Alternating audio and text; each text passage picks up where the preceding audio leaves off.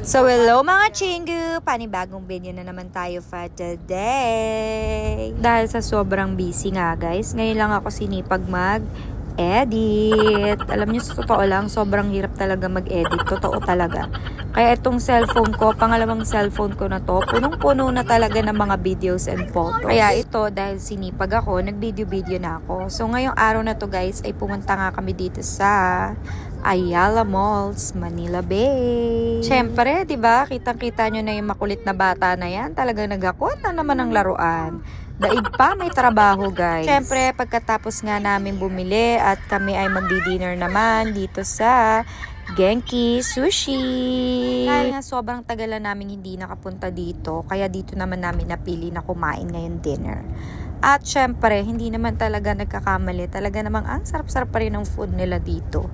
Talagang alam mo yun guys, kahit konti-konti lang yung serving, mabubusog ka talaga.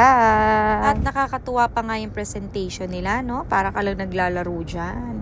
Inuutusan ka pa nila para pindutin ang train. Pero super sarap at super yummy. Wala akong masasabi sa food nila. At syempre, ito nga yung pinakamasarap at paboritong California Maki. At sobrang nag-enjoy talaga ako sa kinain namin dito. Medyo pricey nga lang, pero sulit na sulit naman talaga yung ibabayad mo kasi masarap naman talaga yung food. At syempre, para tapusin ang aming dinner, nag-ice cream muna kami for dessert. So, ayun nga guys. Bye!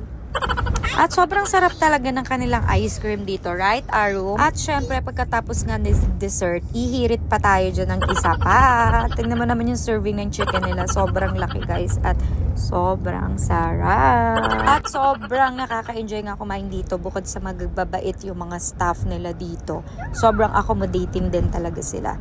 So, sobrang nag-enjoy talaga ako, guys. And sobrang as in talaga. And then, ito nga yung bill namin, guys.